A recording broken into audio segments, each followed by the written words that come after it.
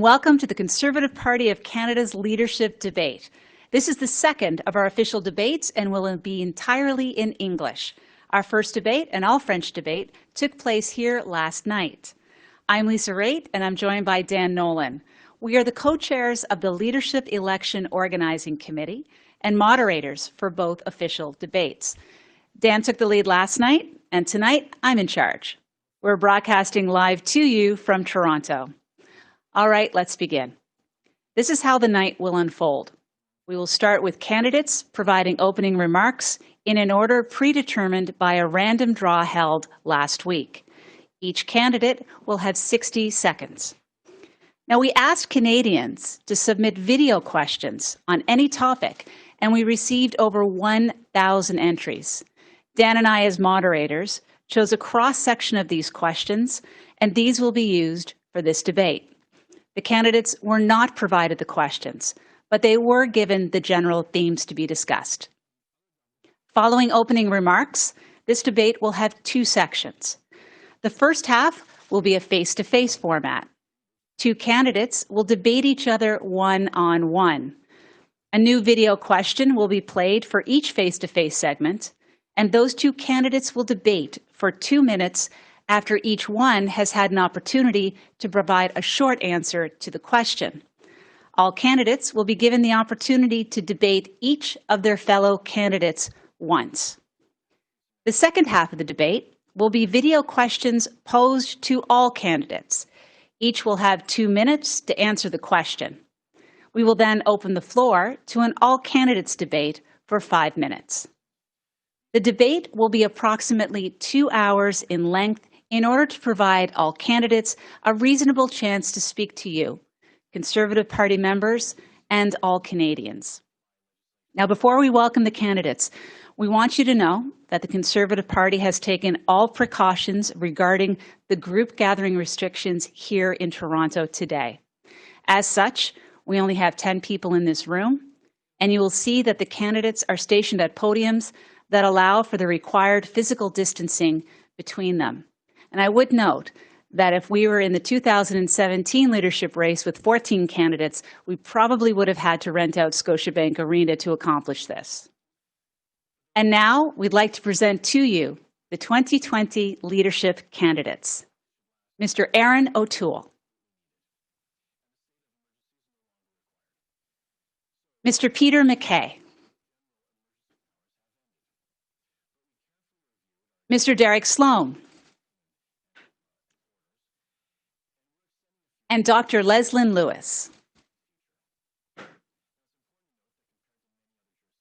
Welcome to you all candidates. Let's begin. We'll start with the opening remarks from each candidate, proceeding in the podium order. Mr. O'Toole, you have 60 seconds. I've been talking to Conservatives about the future of Canada. From my launch in Calgary, where empty office towers serve as monuments to Western alienation, to BC and Atlantic Canada, where lumber mills are closing, to Ontario, where companies like GM are leaving town. Working families across the country were already being left behind by the Liberals, and then COVID-19 hit. Across Canada, people have been losing their jobs, their homes, and their hope. More than ever before, Canada needs a strong Conservative government. We need a principled leader who will unite our party by respecting all Conservatives. A leader who can show more urban and suburban Canadians that their values of liberty, family, and equality are at the core of our party. That's what I've done to win my suburban Toronto seat 3 times. It's time for a true blue Conservative who can win the next election and get our country back on track. Thank you, Mr. O'Toole. Mr. MacKay, you have 60 seconds. I'm a proud Canadian, a proud Conservative. Yet under the Liberal government, we are less prosperous, more in debt, and more divided as a nation than we have been in the last 5 years. Our government has taken, our party has taken steps to preserve democracy and the rule of law. Canada cannot afford another term of Justin Trudeau. I believe in our party and, of course, Canada, and that our best days are ahead. There are no obstacles we cannot overcome, including COVID-19. We will only win if we are united as a party. And when we reach out to every part of Canada and offer Conservative solutions and ideas. Our caucus has supported me in overwhelming numbers. And as a leader, I will bring our party together. I'm supported by conservatives across the country. Social conservatives, fiscal conservatives, new voters, new Canadians, en anglais et en français. We need a leader who attacks liberals, not conservatives. I will unite the party as I did before with Stephen Harper. I will defeat Justin Trudeau, and I will bring us back to form a national conservative majority government. Thank you, Mr. MacKay. Mr. Sloan, you have 60 seconds. It is a privilege and an honor to be here tonight representing the founding political party of this great nation. We are facing a divide and divisions here in Canada, whether they be racial, regional, like Western alienation, and even class-based resentment. I stand before you tonight and give you my solemn promise that I will never compromise on conservative values. I will never sell out Canada, and I will always put Canadians first. I will never give an inch to political correctness. I won't cede an ounce of our sovereignty to international organizations. I'm the only candidate that is committed to defunding the World Health Organization and getting Canada out of the Paris Agreement. I will never put the rich elite and international corporations before the Canadian worker and small business. I will do whatever it takes to make the West an equal partner in Confederation. This is my unyielding promise to you. If you want a conservative without apology to lead your party, tonight I ask for your support in your vote. God bless you and God bless Canada. Thank you, Mr. Sloan. Dr. Lewis, you have 60 seconds. Canada is at a crossroads. If the Liberals win the next election, it will be decades before we can recover. I am the right leader with the right policies at the right time. I am the leader that can withstand the Liberal attacks and the lies about who we are as Canadians. We are a good people. To win the next election, we are going to need somebody to lead with courage, compassion, and common sense. The courage to stand up to Trudeau and defend what is right over what is easy. The compassion to have policies that uplift our country and not just a select few. And good common sense fiscal policies.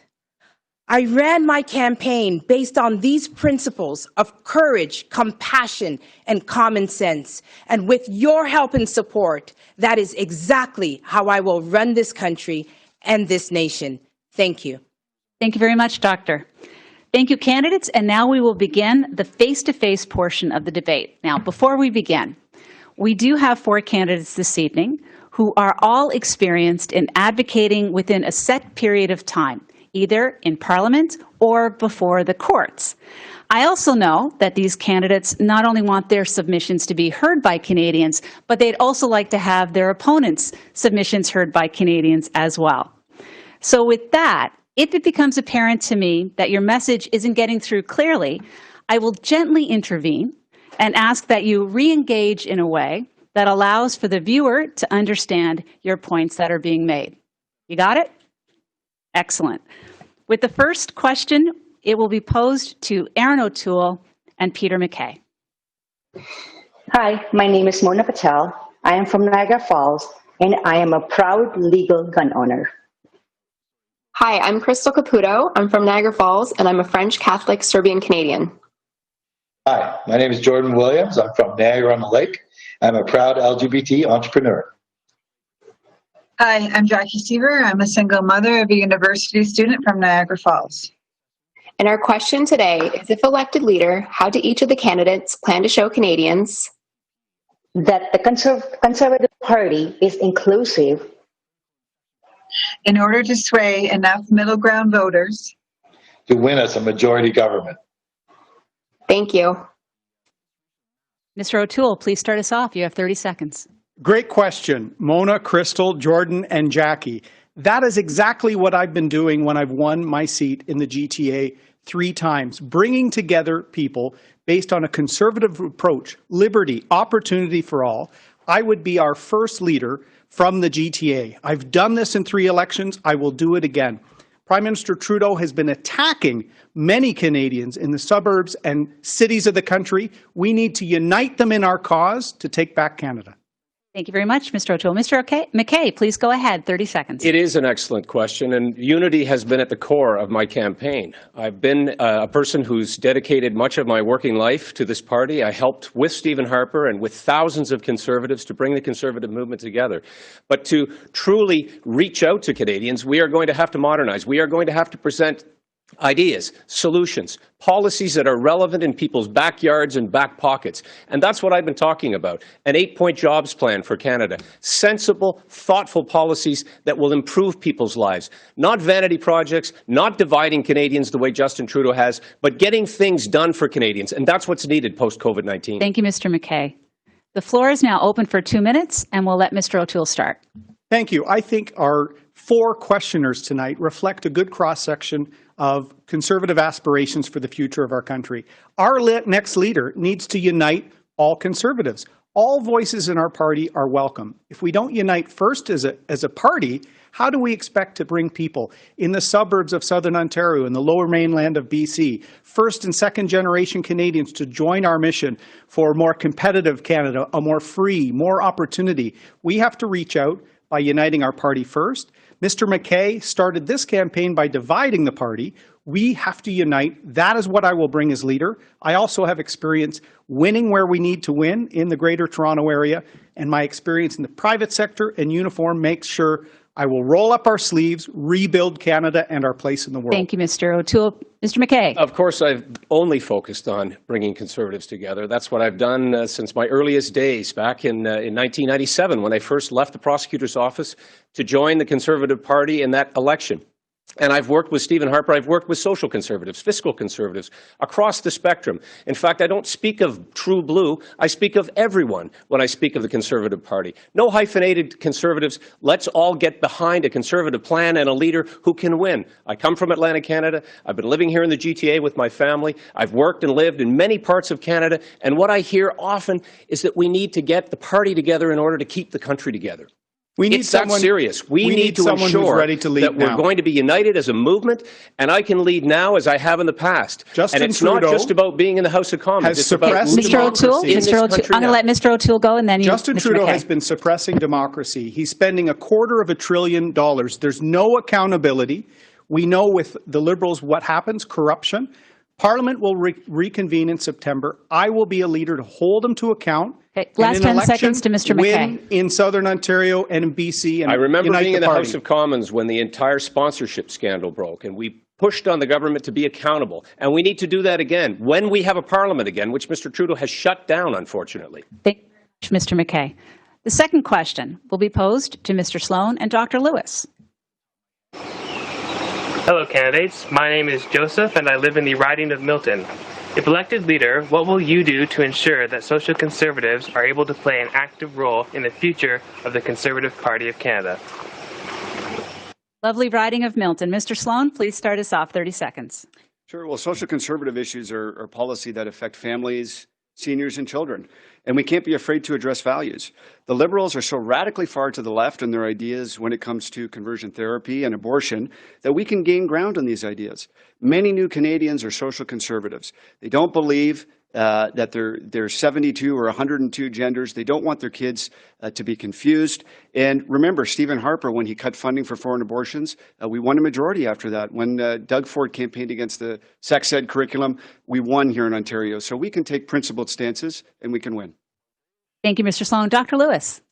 Social conservatism is a very, very important part of our party. And one of the reasons why I decided to run is because I saw the divide within our party. I saw that there was a potential that social conservatives would be ousted from the party. And I think it's very important that we recognize that people with traditional values, people with religious values, that all of these parts are important to our great democracy. And that is what I would do, is uphold all of these values within our party.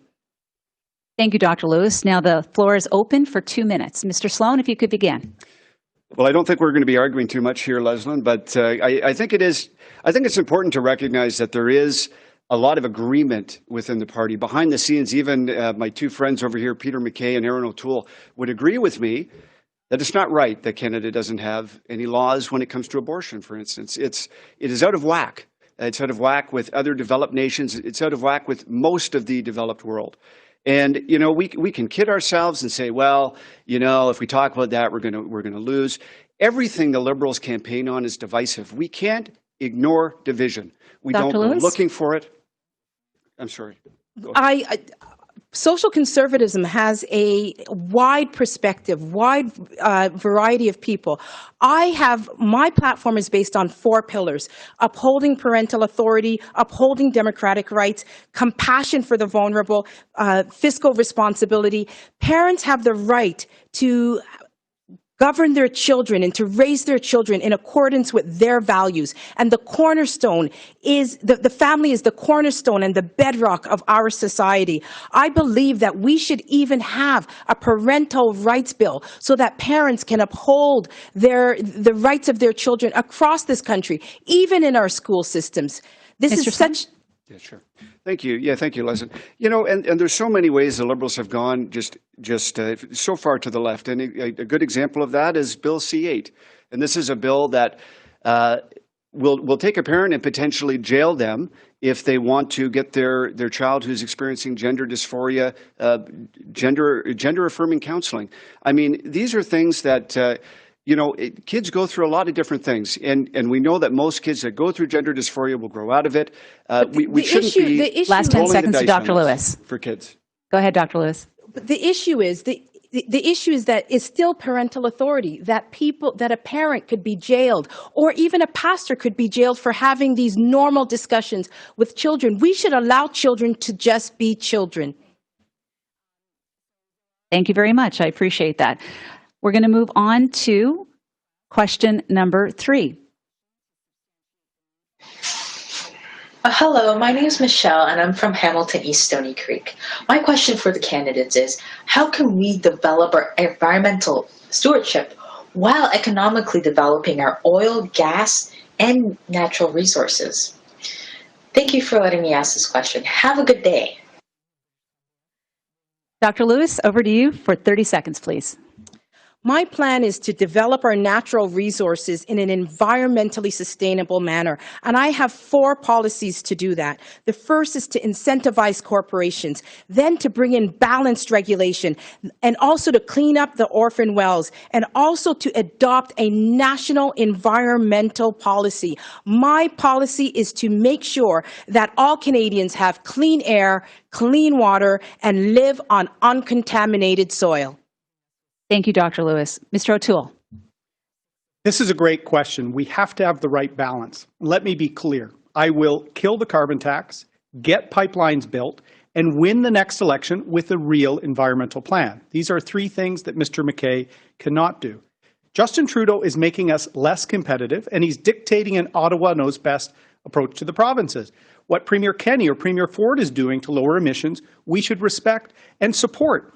My Our Country plan has a Rebuild Canada section that will get us back on track and help the environment. Thank you, Mr. O'Toole. The floor is now open for 2 minutes. Dr. Lewis, if you'd begin.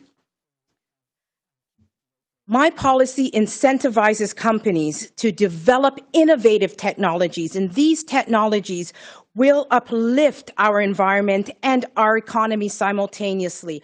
I will make sure that we develop our economy and our environment without foreign interference. We will stimulate corporations by having them invest in innovative technologies, which means bringing in tax credits. We will sell our liquefied natural gas abroad to bring down emissions in places like China, who are still dependent upon coal. We will reduce regulation and create simplified procedures. Thank you, Dr. Lewis. Thank you. I'm going to move over to Ms. Carbon tax. We'll come back to you for the last 10. And I agree entirely with Dr. Lewis. There's a number of amazing Canadian technologies we can use.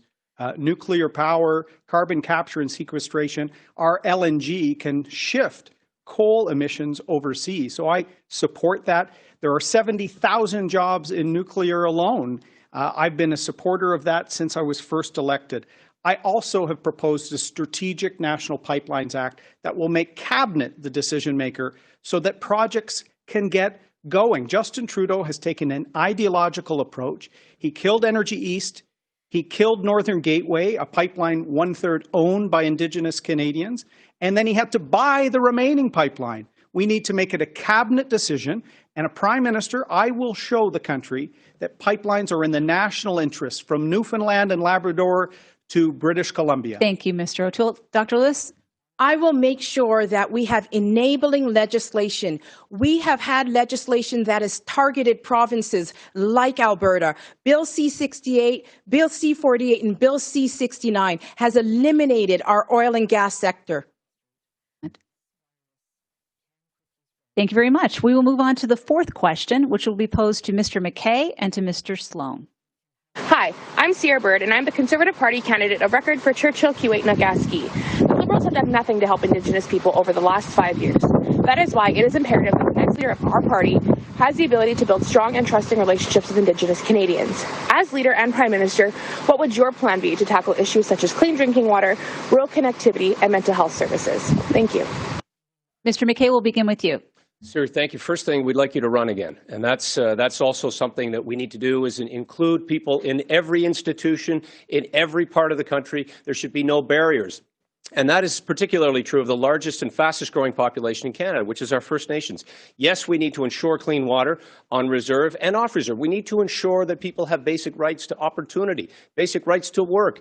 I agree with Mr. O'Toole. We should have national pipelines and partner with our First Nations in real ways. And so there are many steps that we can take. Mr. Trudeau has failed miserably when it comes to our First Nations. Thank you, Mr. MacKay. Mr. Sloan, please go ahead. 30 seconds. Well, I agree. I think that clean water supplies on reserve should be a #1 priority.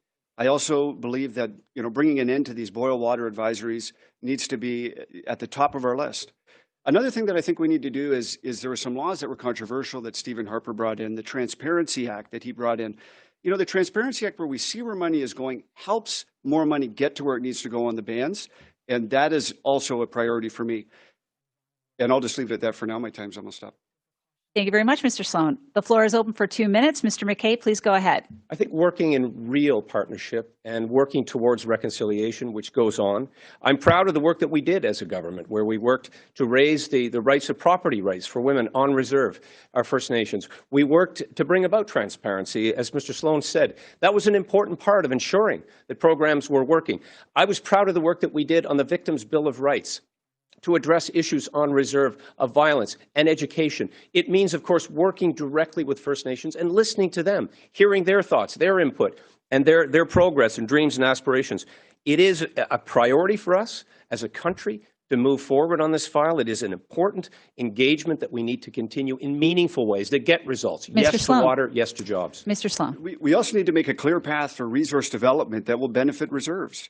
And we need to allow First Nations to be able to say yes to energy projects that will bring prosperity to their communities.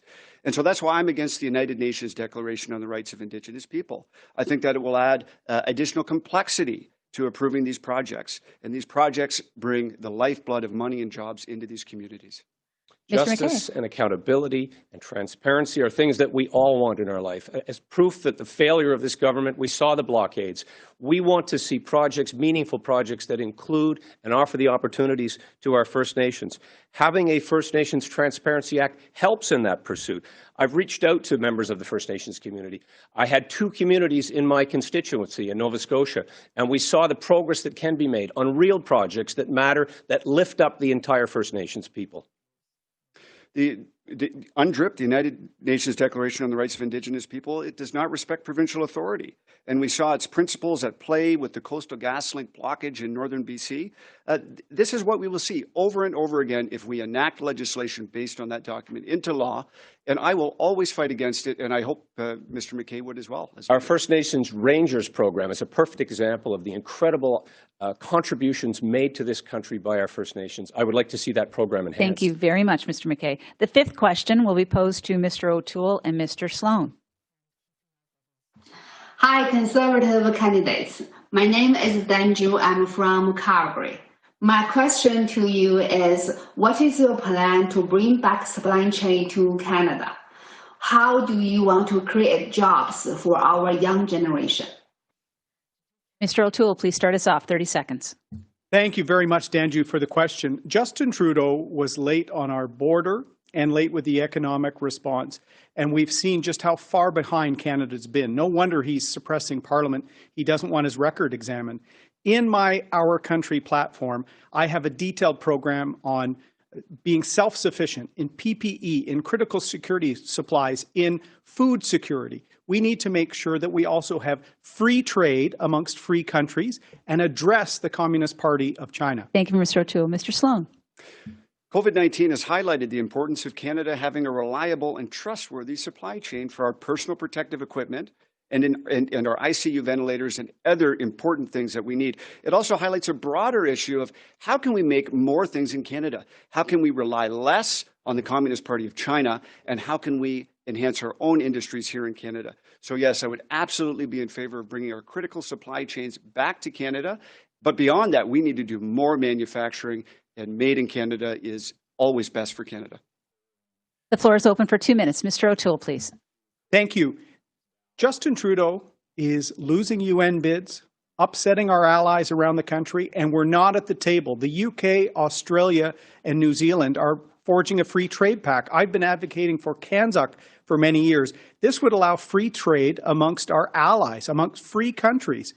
The Communist Party of China has manipulated world trade on steel and aluminum. The Trudeau government missed that as well. 2 years ago, I asked Justin Trudeau in the House about the Communist Party manipulation of the World Health Organization.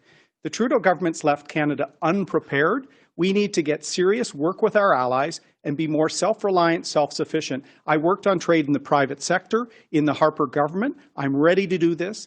Our Country platform has a rebuilding Canada, restoring our reputation, and having real help for families and seniors. Mr. Sloan? It's the plan for the future. Mr. Sloan? Consumers in Canada, the U.S., and elsewhere have effectively financed Communist China's ability to buy up our natural resource companies. But this is not something that we should be doing. And I have been clear that I would ban any company that is a state-owned enterprise or affiliated with the Communist Party of China from buying up our natural resource companies or land. This is something that's very important.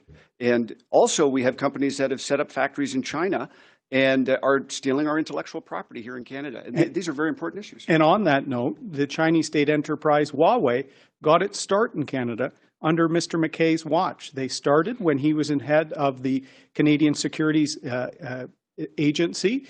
They got their foothold into 4G under rules that he approved. So now we have a state-owned enterprise trying to get into our critical infrastructure. For 4 years, I've been against Huawei being part of our 5G. We need to make sure our secure infrastructure is protected. And I agree. I'm also against Huawei building our 5G network, and I would certainly not approve that as leader of the party. Thank you very much. The sixth question will be posed to Mr. MacKay and Dr. Lewis. My name is Lisa Poole, and I'm from Calgary. Over 1 million Canadians are impacted by dementia, and evidenced by COVID-19, we're failing many of them. If you're elected leader of the Conservative Party, do you support the creation of an all-party dementia caucus? Thank you. Now, before I turn to the candidates, we've had many questions on this theme, and it's no secret that I have an interest in this topic as well. I ask you not only to answer Lisa's specific question, but also speak to the broader issue that's been brought to our attention through our video submissions of an aging population, of seniors, and the National Dementia Strategy. And I'll start with Mr. MacKay. Thank you, Lisa, and thank you, Lisa. There's no question that there is tremendous vulnerability in our country when it comes to seniors and when it comes to the issue of dementia that touches people in a very personal way. I want to give seniors every opportunity to stay in their own homes as long as possible. I want to give more access to the health care in the home, which is an important change. I want to be able to see seniors have tax deductions to make the changes necessary to remain in their homes and give more access to the home care that they need when they need it most. These are the changes that I would bring forward. Thank you, Mr. MacKay. Dr. Lewis. Yes, thank you for this question. It is very important that a government provides safety and security for all its citizens, especially the most vulnerable. And this includes our seniors and people suffering with dementia and other diseases.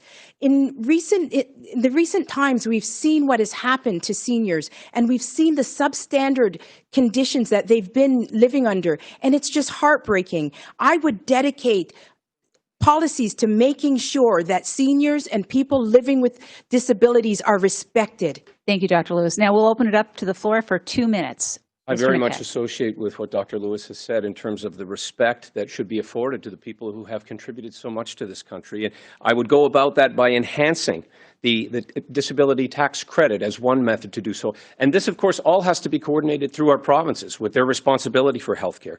Improving the health care and improving the home care is the way to go about this, and reducing the cost of hospital and institutionalized care. Those are the type of changes, I think, that give health care a bigger impact. And for people who've dedicated their entire lives, they should be able to live with dignity. And I believe that we should be able to have policies that improve senior care, that allow seniors to remain in their homes for a longer time, increasing the tax deduction so that they can modify their homes, and also increasing the penalties for people who neglect seniors and who mistreat seniors. We should also have home care services and make sure that we fund those home care services so that seniors can be in their homes for longer periods of time. We also need to increase palliative care and long-term care and foster a culture of respect in this country for the aged. Thank you, Dr. I believe as well in all of those substantive steps and more. One of the more shocking things that we've seen during COVID-19 was the report that came from the Canadian Armed Forces about the conditions that were found in long-term healthcare facilities, both private and in the public sector. And that has to be addressed in meaningful ways. And yes, more accountability. As a former prosecutor, as a former Attorney General and Justice Minister, people who are deliberately neglectful or even allow those conditions to exist have to be held to account. But it really is about allowing seniors to have more access to their own funding and to support them in meaningful ways. There's so many things that we could do at the federal level. We could even change building codes to make sure that the residents have more ventilation. We also need to make sure that we do not impose euthanasia on these seniors, because some of them feel compelled to just relieve suffering from the system and from their family members. And we need to make sure that we support them. Thank you, Dr. Lewis. I appreciate that.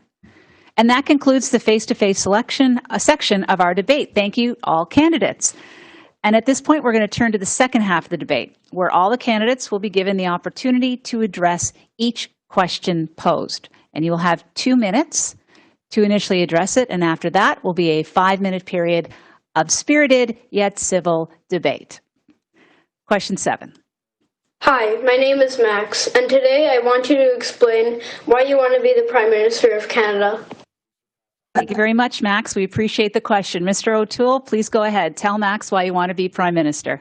Well, thanks, Max, and hopefully you might become Prime Minister one day. Max, it's simple. I'm a patriot. I love this country. It bubbles through my blood. That's why I joined the military when I graduated from high school, and it's why I'm so proud now to represent my hometown in Parliament as a Member of Parliament. We are the greatest country in the world, but it's up to us to make sure we preserve it for your generation. I'm very worried with what Mr. Trudeau has done. He's saddling your generation with billions upon billions of debt and less opportunities. And this was before COVID-19 hit. So, Max, I'm empowered by your generation and my son Jack, who's about your age, and my daughter Molly. We owe it to them, everyone here on this stage, to give them the same opportunities in Canada that we had when we were growing up and we were your age. That's why I'm running. Last night, Mr. MacKay suggested I'm angry. I am a bit angry with what Justin Trudeau has done to this country. In the Conservative government, when we lost in 2015, we had high national unity numbers. We had a balanced budget. We had low taxes. We had investment and jobs for your parents, for everyone. All that is gone. The separatist Bloc Québécois is back in third place in the House of Commons. There's anger in the West and people even talking about separation. We're weaker, we're poorer, and less respected around the world. So that's what empowers me, Max. I want to make sure we remain the greatest country in the world, just as Sir John A. Macdonald said over a century ago. That's why in my Our Country platform, I have a very detailed plan to rebuild Canada after COVID-19, to restore our reputation on the world stage, and to provide real help for families and seniors, many of whom have been left behind by Trudeau as he is spending billions. So, Max, I hope to see you on the campaign trail soon. Mr. MacKay, please go ahead. You have 2 minutes to give Max his answer. Thanks, Max. And the short answer is for you and for your generation, for my children, and those who come to Canada to find a new way of life, those who experience Canada in a way that they can't experience in their country of origin. We have, as Mr. O'Toole said, the greatest country in the world, but we can't take it for granted. And I share the concerns of all of the candidates here for the direction that Justin Trudeau has taken our country. We are more divided. We are turning on one another in terms of regions, people, places. We have to get back to the basics of addressing the priorities of this nation, ensuring that there will be jobs for you in the future, Max, ensuring that you're going to have access to education, healthcare. You're going to be able to grow up and live out your dreams as a Canadian. And one thing that will hinder us in that pursuit as Conservatives is when we turn on one another. Max, I don't know if you play hockey or soccer, but we know that the principle is to pass to one another, is to be on the same side, is to pursue a goal. We're not going to be able to do that if we turn on one another. Conservatives can build this country as we have in the past and as we will again. And yes, it goes back to some of those fundamental principles of being honest with one another, finding real solutions that are going to make a difference in your life, in your parents' life, maybe your siblings. We've got to continue to keep the focus away from what divides us and focus on what makes us strong. Canada has been gifted with resources. We have been gifted with people, with freedoms, with liberties, and we need to protect those and enhance them and continue to grow this country for the opportunities of you and your generation. We are certainly a country that is admired around the world, even with the setback that came under Justin Trudeau's leadership, or lack thereof, of pursuing this UN Council seat and neglecting the more important task of building our economy. I have an 8-point plan directly aimed at how we get our country moving again, get us back on track, make us competitive, make our country strong. Thank you, Mr. MacKay. Mr. Sloan, it's your turn to tell Max why you want to be Prime Minister. Thank you for that question, Max. And we live in a very interesting time, and like all Conservatives, I am very optimistic about the future, but I'm also concerned about some things that I'm seeing here presently. And we have so many things that are going on right now. We've just come out of the worst pandemic that we've seen in our lifetime. We see a resurgent China. We see a crackdown on free speech. We see a cancel culture that exists in the world of political correctness. It also exists on social media, where we have banning and shadow banning and algorithms that lead people in certain ways on some of our biggest search engines. These are things that are scary and that need to be addressed. And I believe that Canada can be the country in the world with the highest standard of living, the lowest tax rates, the healthiest citizenry. These are the things that we need to focus on and move towards. We can't do that when our energy industry and our natural resources are underwater. We must get out of this sovereignty-destroying agreements that we've signed. No to the Paris Agreement. We have to get out of that. We have to get rid of Justin Trudeau's bills, Bill C-69 and C-48. We have to be strong on free speech. That's why I will get rid of Bill C-16. That's why I will always promote a culture of freedom. And I denounce the council culture that we see. Sometimes we see it in our own party, unfortunately. We saw some candidates that were disqualified in this leadership race. We need everybody to be all hands on deck, whether they be social conservatives or any other conservative. We need to have one big happy party that's moving together, that's moving as a team. And I am confident that we can achieve that. I'm confident that we can do that. But we have to address some of the controversial issues that the Liberals like to traffic in. And those are the ways, without dealing with those, we can't move forward. But when we do, I know that the best days of this country are yet ahead of us. Thank you, Mr. Sloan. And Dr. Lewis, it's your last pitch to Max as to why you want to be Prime Minister. Max, I believe that the children are the future. We need to just teach them well and let them lead the way.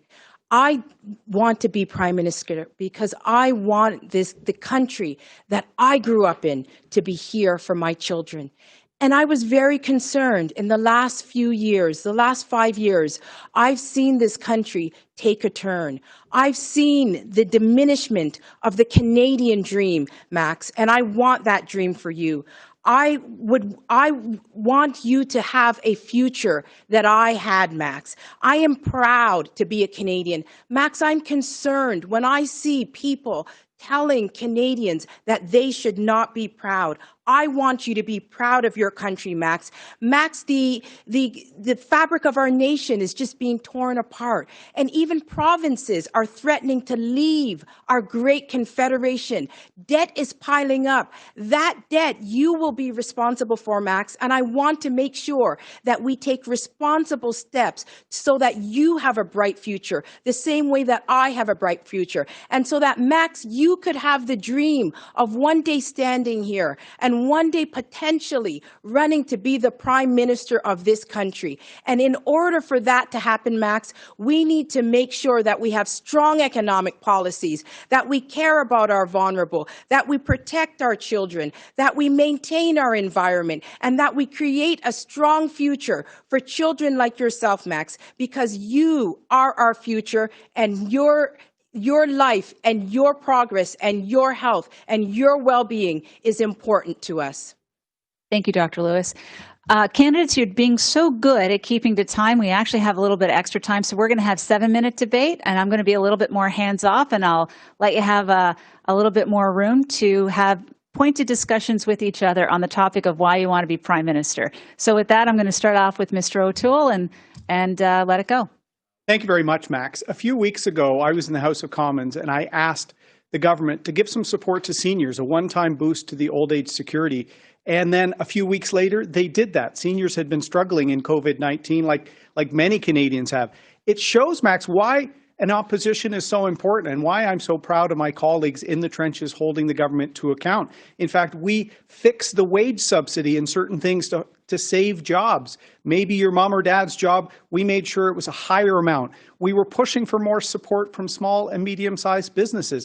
The government didn't listen, unfortunately. We also asked them to close the border in January so we would prevent cases from coming into Canada, and the Trudeau government didn't listen. So our democracy has been suppressed because the Trudeau government doesn't want to be held to account. I'm very proud that I've been pushing on a number of these measures as an MP, both in the House and on the campaign trail, and my Our Country platform has a Rebuild Canada plan. It will restore our reputation, and it will provide real help for families and seniors like we were able to do by advocating for the OAS for your grandparents, Max. That's what our democracy is about. And I'm very proud to have worked with my colleagues in the last few years to hold Mr. Trudeau to account. I'm ready to beat him in September, and that's what this race is really about. It is about that, and it is about pressing the government, and it's incredible what you can do when you get to the Parliament of Canada. And these candidates here obviously are all talking about important ideas that affect you, Max, that affect Canadians, and that affect the world, frankly. But there is nothing like being in government and having the opportunity to bring those policies and bring those laws forward and to make the changes that we need to improve the lives of Canadians. Having spent time at the cabinet table when we went through the last recession, in 2008 and 2009, we entered it with a balanced budget, and we came out stronger. Yes, we had to do stimulus spending, but there was oversight. There was a responsible parliament that was watching these plans, and then quickly we re-emerged stronger than any other country in the world. We were able to get Canadians back to work. We were able to build our country up again, use our natural resources to our advantage while respecting the environment, while doing so and setting world standards, reaching out to other countries that needed our help, responding to Haiti, building up our Canadian Armed Forces, who have been a bastion for hope and security and freedom around the world. What we did in Afghanistan is breathtaking. Our men and women in uniform were liberators. They went there, and under their protection, we were able to build schools, vaccinate children, leave the place better than we found it. And we can do the same for our country. When in government, we want to leave it better for you, better for your parents, and better for your entire generation. As Dr. Lewis said, we want this country to be a place that you can be proud of, the way we are proud of this country. Max, it is also so important, Max, that your parents have authority to raise you in accordance with their values and their beliefs, Max, because they're the ones that are pushing you through life. Governments do not love children, Max. Parents love children, and as such, government should not interfere with your parents' authority to make sure that they give you the best life.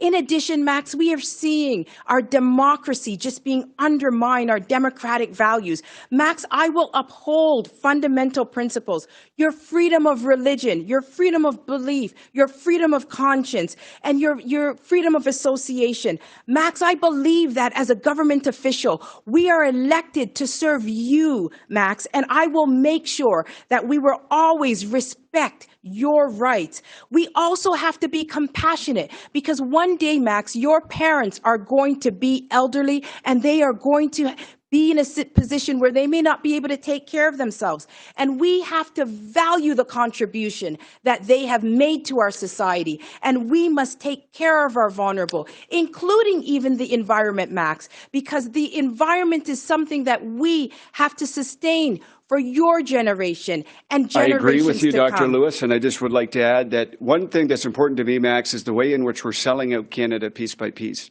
And one important issue that I believe resonates in the GTA and other areas is the degree to which our housing values have exploded over the last years and essentially decade. And for me, we've taken a look at the numbers and we've seen that our immigration levels in this country are actually higher than the average for developed nations. We've taken a look at the number of new Canadians that are settling in the GTA. We're seeing that the supply and the demand are out of whack when it comes to new housing units that come onto the market. So we've taken a look at that and we've said we should reduce the number of immigrants so that we can have housing that is affordable. Without affordable housing, we can't live and work and enjoy life as it was meant to be. And one other thing I'll mention just quickly is the Paris Agreement. The Paris Agreement is selling out our oil and gas industry. It has an aspirational goal of net zero by 2050, by the second half of this century.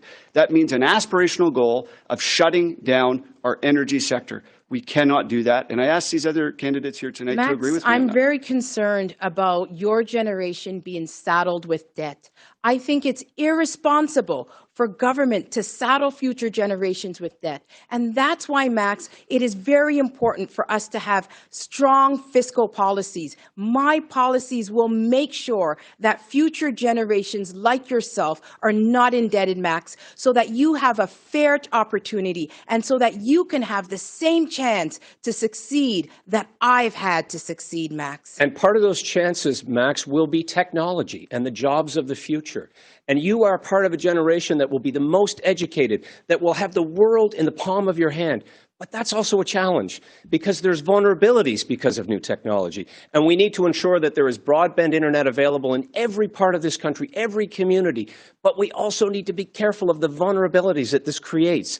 I know that you probably enjoy playing those games sometimes and being online. But let's be careful of the vulnerability. Because of the new free trade agreement, there is new vulnerabilities this created. Week, my son was more excited about the launch of the new Fortnite season than his schoolwork, like many families. That's why in my plan, I have some real help for families. We need to make sure that more childcare expenses are deductible. Parents need to have the ability to juggle the family, which is critical, and the ability to work and provide for it. And as Derek said, particularly in some of the suburban and urban communities, that's expensive. That's why with real help, more support for parents, allowing them to work and provide for their families is at the core of my plan. Well, Max, I hope you got an answer to your question tonight from our candidates. We're going to go to question number 8, please. Hi, my name is Jesus, and I'm from Ottawa, Ontario. My question is, what are your thoughts on systemic racism, and how would you demonstrate leadership in that area? Mr. MacKay, you have 2 minutes. I think we have to acknowledge that systemic racism exists. It exists in our institutions. It exists in our communities across this country. I grew up in a small town in New Glasgow that has the shame of having excluded Viola Desmond from a theater. And this was an issue that I was always aware of my entire life. And so one of the most important things I think we have to do, Jesus, is listen. And listen to people who have the experience, who have lived it, and go about ways making a real effort in education, in the way that we address these issues of opportunity and remove the barriers. It really is the action time. It's the action time to get things done. It's the action time as well to respect the views of everybody on how we build a country that is more inclusive. We have an incredible reputation for having opened our doors and opened the opportunities, but we still have systemic racism when it comes to our First Nations. when it comes to the challenges that they still face and the exclusion that they still feel. We have lessons that can be taught at home, in our schools, in the public square, in this debate. And so it is the action part. We have a prime minister who did blackface. He's not well situated to lead the country in a way that is going to address these issues in a real way. It has to go well beyond the symbols. We need action on respectful discussions around policing.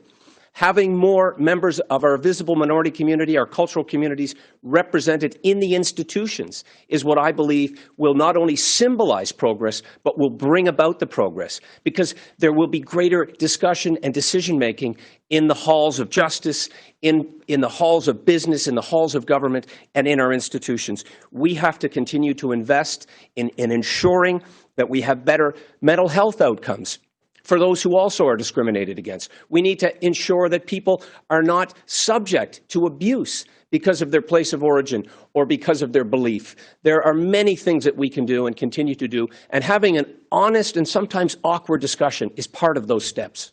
Thank you, Mr. MacKay. Mr. Sloan, 2 minutes.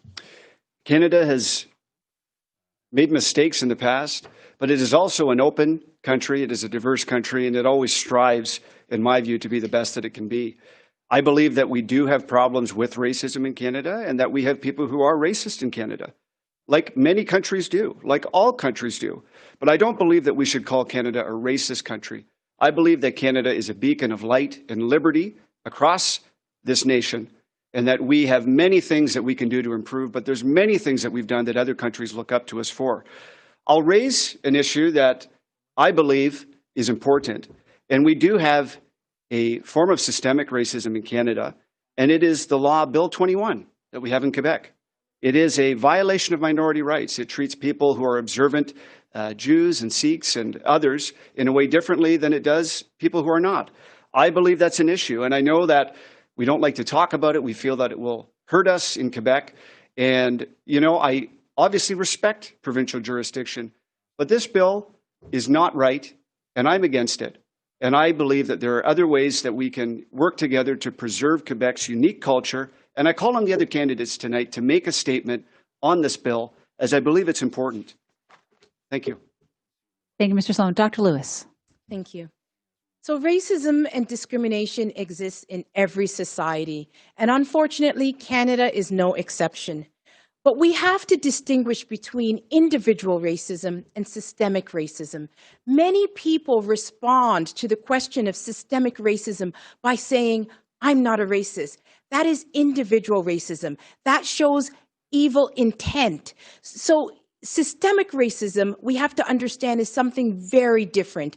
It deals with outcomes that are negative. And so when we look at the system, we can assess and we can say that we have had residential schools in Canada, and that has led to a negative outcome. We can say that there are different outcomes in the educational system, and those can be tied with race. We know that there are different outcomes in the criminal justice system. If we take, for example, even a First Nations person, a First Nations person charged with the same crime as a non-First Nations is more likely to be found guilty of that crime. It's more likely to be charged. When charged, higher conviction rate. When convicted, higher sentences. Less chance to get bail. So these are things within the system that we have to say that we can make better. Canada is the best country in the world, but that does not mean that we have an opportunity to not make it better. I feel that what we should do is we should examine the systems and attempt to move away from saying that we are going to be destructive and destroy systems that are imperfect. All systems are imperfect, and so we need to look at them. We need to look at how we can modify certain institutions, such as our police, how we can modify our education system, how we can modify our criminal justice system so we have better outcomes.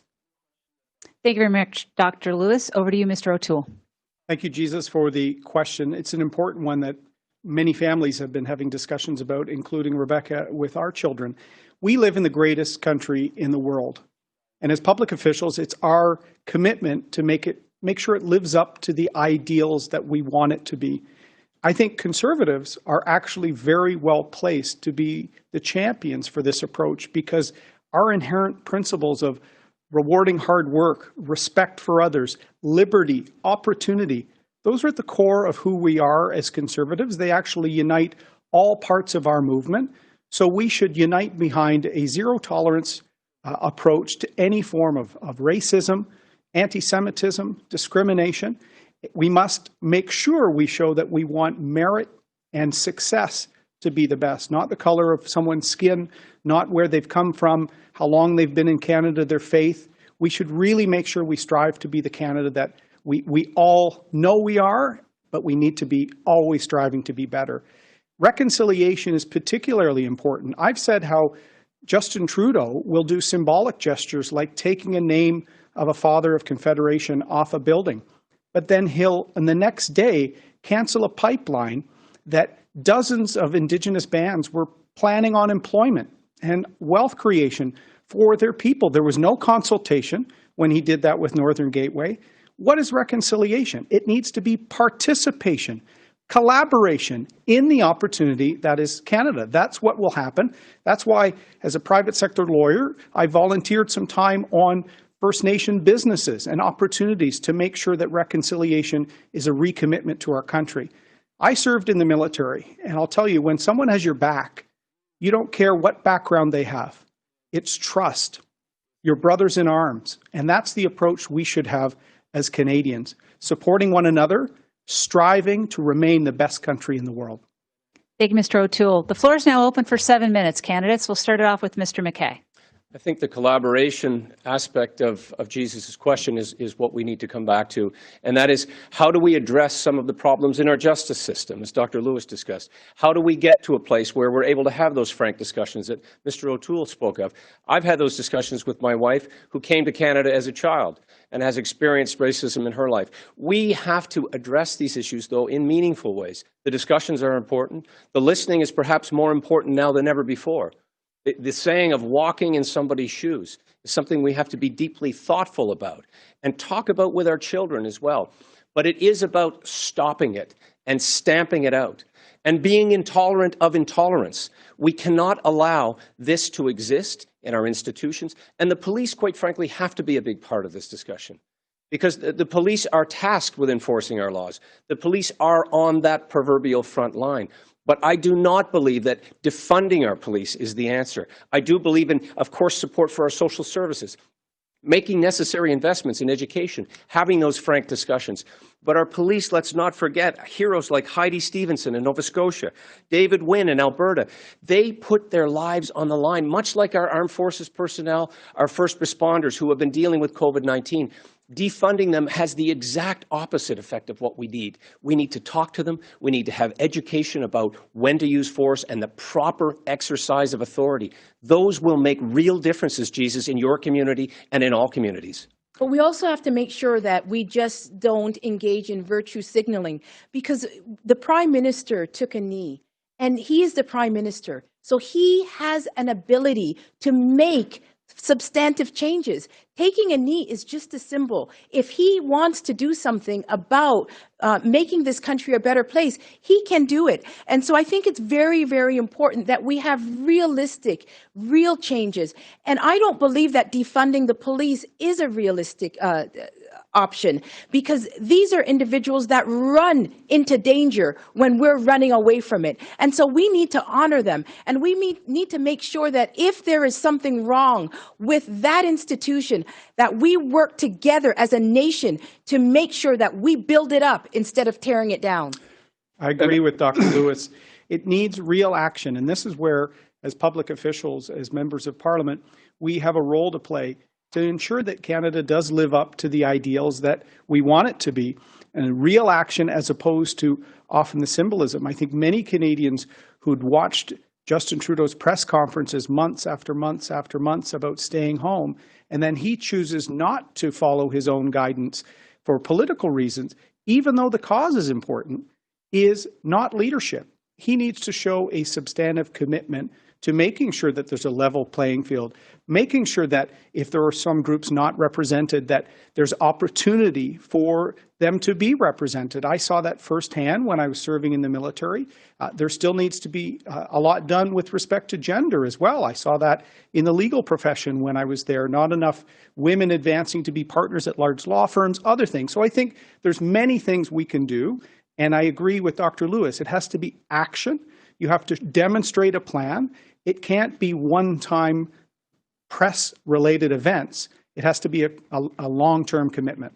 And I'm just going to cut you off there. Sorry about that. But I just want to agree with Dr. Lewis and Peter here about the police forces. And, you know, police brutality is wrong. And I am against the treatment of George Floyd and others who have been treated mercilessly by the police. But these, overall, our police forces, I believe, want to protect our communities. And while they can always improve, I do not approve defunding them. And I, of course, am okay with peaceful demonstrations, but there have been some who have joined in with certain demonstrations in this country, and particularly in the United States, that have promoted violence and promoted looting for the sake of it.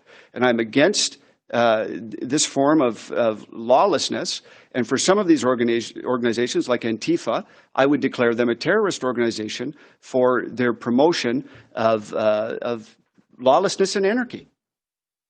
Yes, and I think that as conservatives, we're in a very unique opportunity because our values support eliminating discrimination. We are the party that believes in equality of outcome. We believe that that outcomes should be systemically equal. And that means that we don't destroy systems. We work to improve them. And we must do that without labels, because I heard from so many Canadians that were so hurt by Justin Trudeau saying that Canadians are racist. Many Canadians have good intent, and they want to work together with their Canadian brothers and sisters and family to make this country a better place. And when we start labeling people negatively, it does not solve anything. So let's look at where the problems really are. We know that some systems have negative outcomes, and so we can work together in fixing those, united as a Canadian family. And I'll just jump in quickly, and I'm sorry to do that, and I don't know if you misspoke or not, but for me, conservatism is about equality of opportunity. And if we don't see equality of outcome, that is something that we can hope for and wish for. But people will always be different. There will always be people who are a little bit taller, a little bit shorter, do their homework a little bit more, do their homework a little bit less, work harder, don't work quite as hard. And that's why we need a system that is fair to everybody, but respects the fact that time, chance, luck, trying harder, trying less harder, it happens to all of us, and there will be different outcomes in terms of wealth and other outcomes in society. So I wasn't sure if you were talking about that. Absolutely. I believe that. I believe in personal responsibility. People have to have personal responsibility, and that's not what I'm talking about when we talk about making the systems better. For example, we have to build up the family. The family is there before any child hits an institution. So if we build up the family, we make sure that children are raised with strong values and all the supports that they need, then we have a better chance in those the children getting through these institutions. Yes, merit and hard work and all of those values that we in the Conservative Party adhere to. But there has to be a recognition, too, of some of the unconscious bias that exists. And we have to work in terms of removing those barriers at any time. We want to see the advancement based on merit, based on inclusion. We want to see that our cultural communities truly feel welcome in our party. Thank you very much, Mr. MacKay. We're going to go to video question number 9. Hello, I'm Joanne Thibault from Victoria, British Columbia. The Prime Minister has made a series of major rapid-fire decisions to manage Canada through COVID-19. What is one decision that you don't think was well made, and what decision would you have made instead? Thank you. Mr. Sloan, you're up first. Please go ahead. You have 2 minutes. This question may have been made for me, as some of you have seen and over the last couple of months, but I believe we did a lot of things wrong here. We had, of course, a government which first felt that there was no danger at all in regards to COVID-19.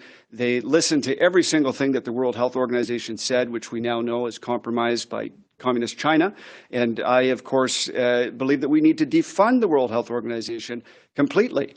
We can't have politically motivated organizations giving us advice. And we know that China was cracking down on their own citizens who are trying to spread the alarm about this virus. We know that Taiwan, as an example, and I'm glad that we can say the word Taiwan. I know everyone here will do that, unlike some in the Liberal Party. But Taiwan, of course, took steps very early on to stop travel from affected areas, to test people. And they have had very few cases, under 1,000. They've had, last time I checked, under 10 deaths. And they're 100 miles off the coast of mainland China. So we absolutely should have taken this virus seriously. We should have recommended common sense things like wearing masks or social distancing. I believe if we would have got this early and done our travel bans early from affected areas, we would not have had to do a complete economic shutdown. We cannot afford to do this every 2 years when another virus comes out of China or wherever else it's going to come. We can't afford to do this again. We must make sure that we have testing regimes in place. We must make sure that we have experts who will give us the right advice. We did not have this in this situation, and it is exactly what caused an economic shutdown that ultimately became Justin Trudeau's dream. He gets to hand out money basically for free, and he gets to rise in the polls. Well, his reckoning day is coming. It's coming soon, and we will hit him dead on with what he's done with this, and we're looking at almost maybe $1 trillion in deficit. So, Thank you, Mr. Sloan. Dr. Lewis, please go ahead. 2 minutes. Thank you for that question. I think it was very important at the outset, even though we were in a crisis situation, to do a costed impact assessment so that we know exactly what the cost is. We have a budget for it. And that is something that is the responsibility of our finance ministers. And I think that there's something very important because that way we're not saddled with a future tax. I think that we should have closed the borders very, very early, quarantined individuals, repatriate Canadians back to Canada and quarantine them.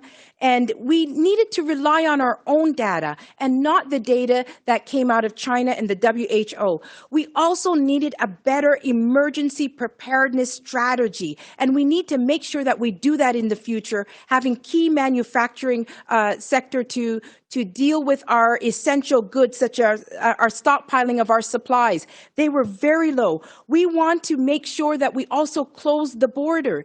The closing of the border was constrained by political correctness. And very early on, I called Justin Trudeau out on that because I called him out on stating that it was not racist to make a public safety decision for the benefit of Canadians. It was a public safety decision. I also believe that we should have planned for a rainy day. We were running a deficit in times of prosperity. We had 5 years of prosperity where we could have had a surplus, and that way we would not have been going into crisis in such a negative situation. I feel that the modeling was too late, that there was lots of misinformation about masks. Masks should have been worn at an earlier date. We should have shut down travel earlier. We should have looked to other countries like South Korea, Taiwan, and Hong Kong, and look at what they were doing and their successes instead of relying solely on China. Thank you very much, Dr. Lewis. Mr. O'Toole, just to recap, we're talking about COVID-19. What decision did you disagree with, and what would you have done? Thanks for the question, Joanne. It's a hard one because just pick one mistake by Justin Trudeau in the COVID-19 crisis. That's hard, but it certainly has to be the travel restrictions. He was ignoring the Conservative Party, which started raising this in January. In February, I put out a detailed plan on how to stop flights from China, Iran, Italy, other countries that had infections, and to actually get the EI system prepared for people that would have to quarantine. By mid-March, Justin Trudeau and Minister Haiju were still telling people there was nothing to worry about and closing the border would have no impact. You know what they did? they made the challenge harder for Premier Ford, Premier Legault, and other premiers across the country who had to respond with the healthcare system. So if the federal government had not botched the travel and quarantining and airports, we'd be much better off like other countries. Their response on both the health crisis and the economic crisis was both slow and confused. They've spent billions more than they needed to because they were late to the game. As I said earlier, 2 years ago in the House, I asked Justin Trudeau about the Chinese manipulation of the World Health Organization. They were excluding Taiwan and other countries from pandemic planning. 2 years ago, we were demanding for Trudeau to get prepared. He was not. In fact, he sent masks and PPE to China as his own officials were telling them there was a crisis descending upon Canada. It's the highest order of failed leadership I've seen in my lifetime as a Canadian. And we will rebuild Canada and get us ready for next time. In my Rebuild Canada plan, we have a plan for resiliency, for self-sufficiency of critical PPE, medical supplies, and to make sure we rebalance trade and relations with other countries. We need to do more amongst the free world. I've been calling for reform of the United Nations for many years. We have to be ready for a potential second wave. I'll be ready as Prime Minister. Mr. MacKay? And this is the most important question. And what would have been done differently under a Conservative government, based on everything you've heard here, tells me again that we shouldn't have closed Parliament. Justin Trudeau shouldn't have tried to avoid accountability. But that day is coming, and that day is coming in the next election, and we will see accountability for China as well. But all of these ideas are true. If we had moved quicker on the closing of the borders, if we had moved quicker to get testing in place, if there was a more coordinated effort with the provinces, and in fact, if we had collaborated more with our allies at the very beginning, I believe we wouldn't have been left to rely solely on information that was being funneled through the kidneys of the World Health Organization. We should have looked at the example of countries that did well. Others have mentioned South Korea, Taiwan, Singapore. There were many signals on the horizon that this could happen again. Let's never forget. Let's never forget SARS, H1N1. We should have absolutely been stockpiling and preparing for this. And the advice of sending 16 tons of personal medical equipment, and on that plane, we should have had Michael Korvig and Michael Spavor back, who have now been in custody in China for over 550 days. We could do much better, and we will do much better under Conservative government.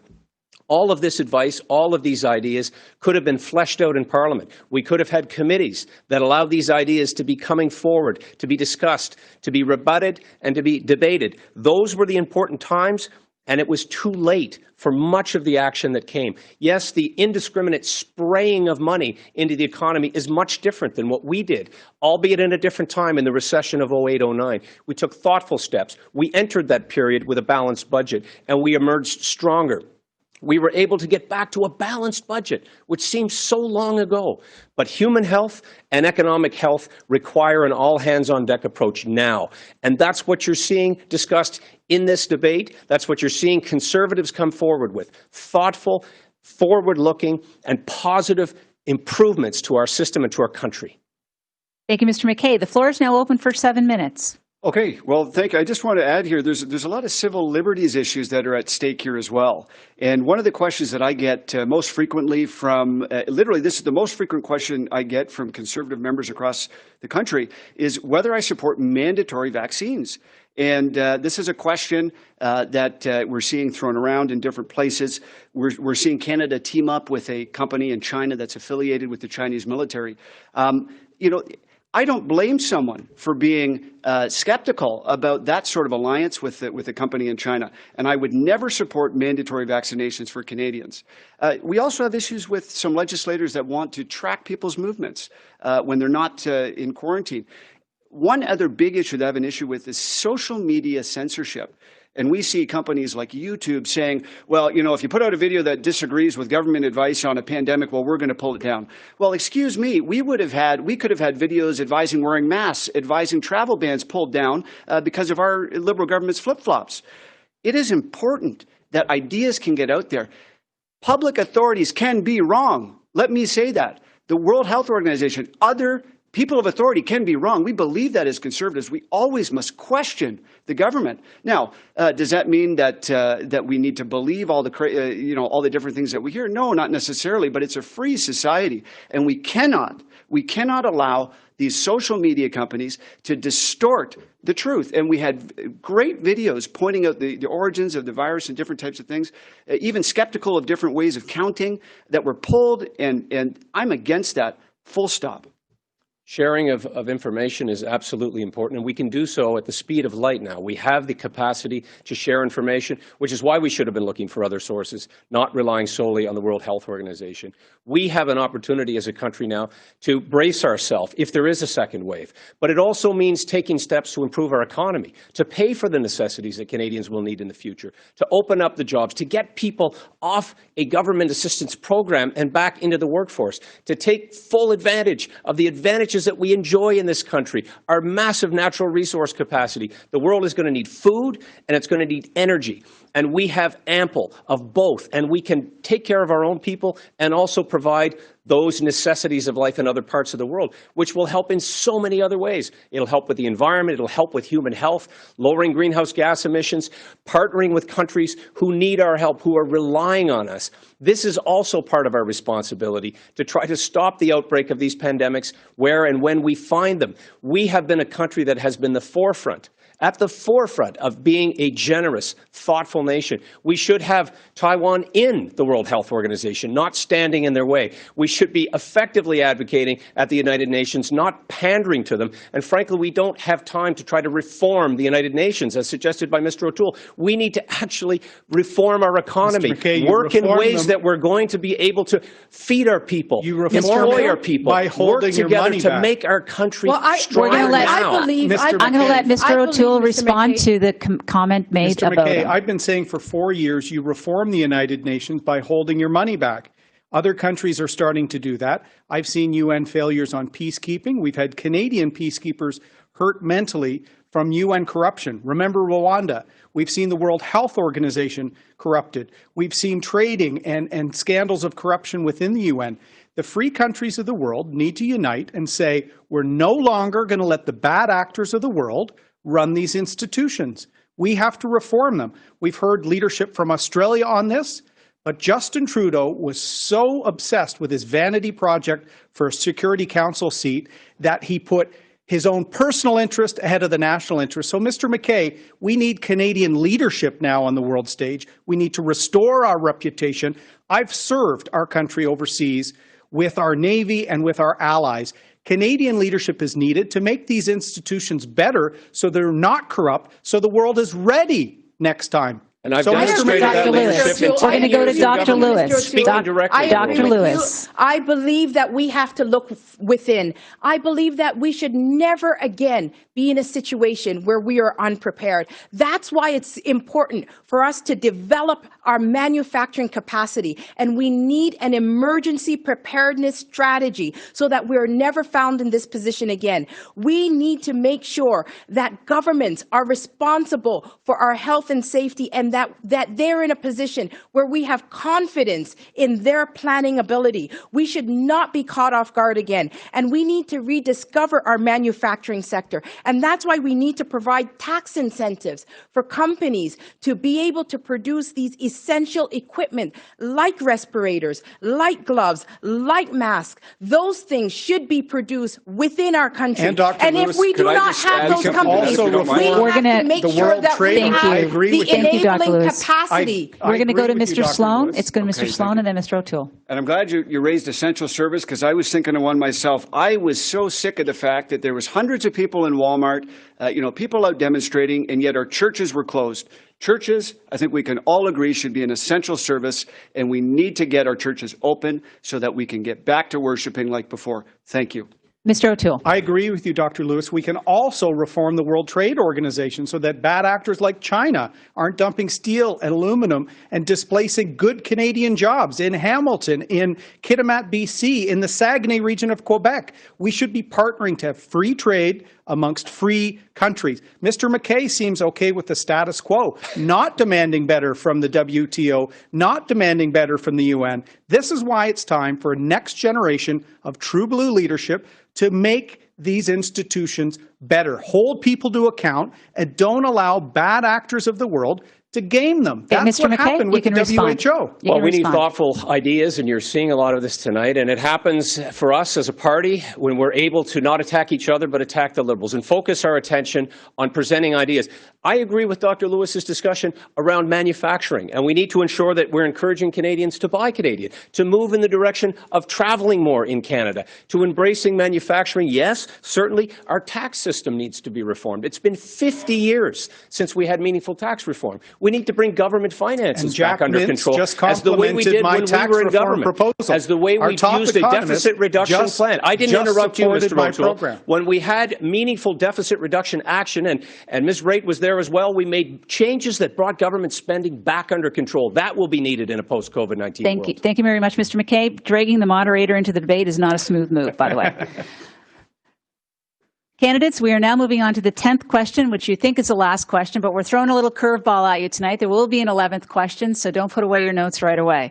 We're going to move to the 10th question, please. My name is Toy from Edmonton, and my question to the leadership candidate is, what are your strategies to increase the party base, especially considering the millennials and the minority group? Thank you. Dr. Lewis, this one's to you first. You have 2 minutes. Thank you for your question. I believe that we need to expand our big blue tent, and we need to respect diversity of thought so that we can bring in new people into our party. We need to diversify, bring in new immigrants, reach out to young people, bring back the social conservatives, progressive conservatives, fiscal conservatives, libertarians, people who have left to the PPC party, bring them back in. And I feel that we need to focus on broadening our supporter base, looking at the urban centers, making sure that we can reach out to new immigrants, that we can reach out to people of color, and that we can bring them into the party. I'm the person that can do that. I feel that we also have to focus on our environment, because many people I have heard did not warm up to our party because of our environmental policies. I feel that our unity is our strength. I feel that we need to also focus on individuals who have left the party and who have gone to the other parties, such as the Green Party or the PPC. We need to bring those individuals back, and we need to reach out to diverse communities. I'm the only individual that I've worked in diverse communities on the grounds, in the grassroots, in urban centers, and I understand what it is to reach out to those communities. In 2015, when I ran in Scarborough Rouge Park, I had to bring in people from the most diverse riding in the country in a 4-week period. And I did that by reaching out, talking to people, relating to them, making sure that we go to the temples, we go to the synagogues, we go to the churches, we go to the community centers, and communicating with people in their niche, in their communities. Thank you, Dr. Lewis. Mr. O'Toole, 2 minutes to you. Thank you, Tui, for the question. And I agree with a lot of what Dr. Lewis said and look forward to working with her on that as all Conservatives look to invite more young people into our movement and new first-time voting Conservatives. That's what I think we really need to do, particularly in the suburbs and cities of the country. I've won in the Greater Toronto area 3 times with an approach of building a great team and bringing new people who'd never voted Conservative. I also think we can bring former NDP voters because they don't stand up for hardworking families anymore. They're social justice movements.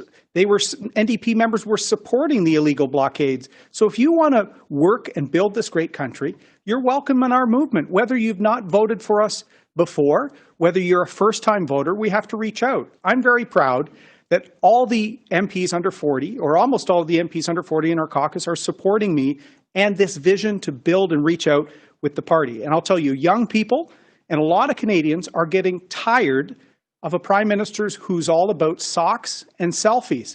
That doesn't help a small business owner in Brampton or Surrey who didn't qualify for some of the COVID plans the Trudeau government was late with and are now struggling on the edge of bankruptcy. That doesn't help Justin Trudeau's vanity projects, a student with increasing debt and now with high unemployment rates as a result of COVID-19. We have to show that a Conservative approach with ideas for the future and making sure people see themselves reflected in our commitment to liberty, equality, family, a strong Canada at home and around the world, I will make sure we grow our movement to win. That is what is key. And part of it is having a platform that takes the environment seriously, that shows we can balance building pipelines while respecting programs our provincial partners are doing on the environment, respect for human rights, a strong Canada at home and around the world. My Our Country plan has it all. Go to my website to see it all. Thank you, Mr. O'Toole. Mr. MacKay, please go ahead. 2 minutes. Boy, thank you so much for the question. And it really is a come one, come all. I don't think it's targeting groups. I don't think it's targeting other parties. I think it's demonstrating that we are a party open to new ideas. We are a party of solutions, a party with great history and attachment for having built this country, but a party that has always had an open door. The big blue tent is the perfect analogy, but we need to push those tent pegs out a little further so that Canadians feel welcome inside, so that they sense that we do, in fact, have real substantive plans to protect the environment, as we did previously with an acid rain treaty, as we did in protecting internal waters, as we did as a party when we were last in government, in protecting the Arctic, in protecting our borders and our approaches, in building this country in meaningful ways. And I have a plan that does just that, an 8-point plan that goes specific to the challenges that will be there post-COVID-19 in improving our economy. And that is where Conservatives do coalesce. We come together around the ideas of opportunity, of inclusion, of having the really difficult discussions as we've had tonight, as we have at our policy conventions, when we come together and we make decisions and we hash it out around the kitchen table, the way we do in the country, the way we do in the city. We want to be able to demonstrate in meaningful ways that everyone has a place in the Conservative Party, just as everyone has a place in Canada. Our young participant here tonight that asked us about why we wanted to be Prime Minister, that's why I want to be, I know it's Max, that's why we wanted to build this country for him, for my children, for everyone on this stage is a parent. And that is what motivates us to leave the country better than we found it, as our parents did. And so, Tway, this is very much my vision, to make sure that our country is strong, to make sure that our economy is functioning, to make sure that we're reputable in the world, that we stand behind what we say, that we get results. That is what is going to open our party up to forming government again. Thank you, Mr. MacKay. Mr. Sloan. Well, this question is what has motivated me in this leadership race, and it's something I've thought about significantly throughout the last election and leading up until today. And I believe it comes down to several things. The Conservative Party has to be known to be the party that has answers to every question that's facing Canadians. We can't just focus on the economy and liberal corruption.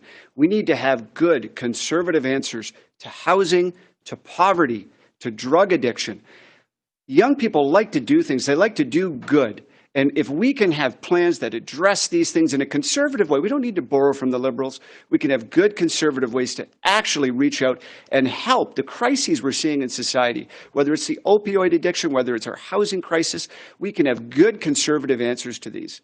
And when it comes to the environment, you know, we had a great environmental plan in our last election, and, you know, our marketing strategy was kind of like, you know, we're not going to say much about it. We're going to say that we have it.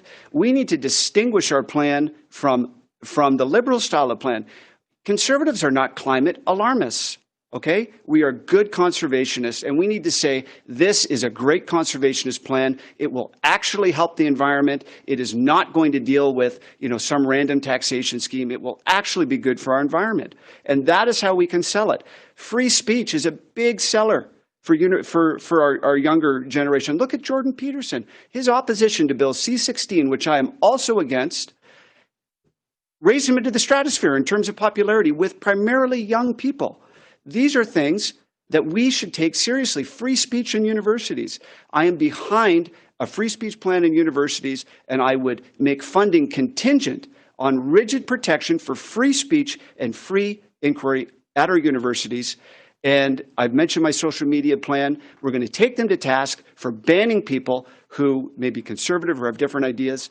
I will take them to task for that. Thank you. Thank you, Mr. Sloan. We now have the floor open for 7 minutes. Candidates, please go ahead. I'm the only person here with a Master's of Environmental Studies, and I believe that the environment is a very, very critical part of our platform, of our ability to win the next election. And with the education in environmental studies, I have an authenticity that I offer and that Canadians can see because I've taken the time to get educated on this very, very important issue.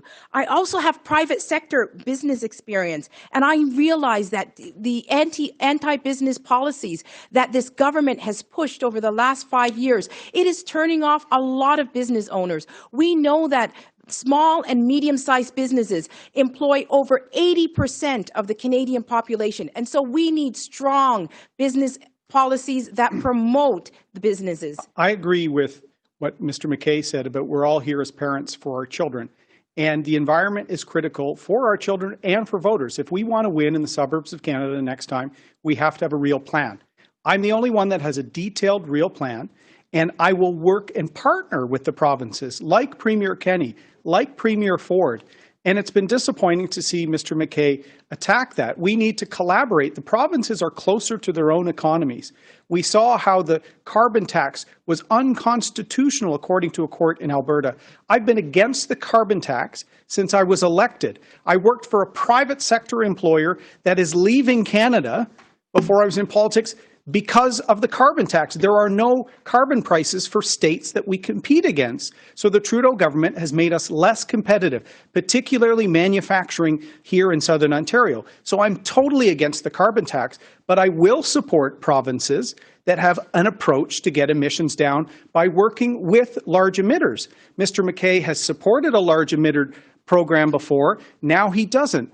If we're not clear on the environment in the next election, being a serious issue, we're not going to be able to get the pipelines built. We're not going to be able to get projects built in the north, our mines. We're not going to be able to partner with Indigenous and Inuit communities to bring Canadian resources to market. The most ethical, highest standards of legal, environmental, and Indigenous engagement in the world.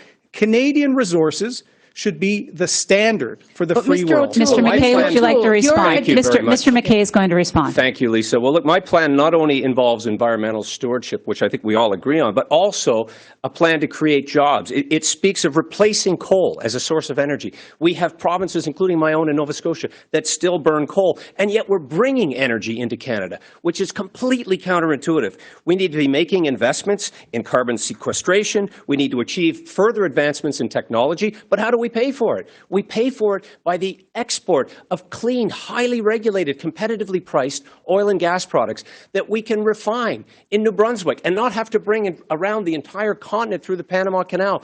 We absolutely need to be able to transport our energy, including hydroelectricity, out of the province of Quebec. To do that, we have to have meaningful consultation with provinces, with the private sector, with the Indigenous people of this country, and we need to get it done. We need to replace our dependence on any type of foreign energy and use the natural resources that we have at our fingertips, at our availability, that will create jobs, that will drive our economy forward, that will get people back to work in a post-COVID-19 world. But look, there's only one person on this stage who's talking about, and I quote, forging a national industrial regulatory and pricing regime across the country. That's Mr. O'Toole. It's in his document. He's tried to now withdraw it. He's also talked about how we are subsidizing the energy industry, which his own supporters don't believe. MacKay, you raised an issue, and I do have concerns about that, because the national regulatory pricing system, it does seem like it is a double tax.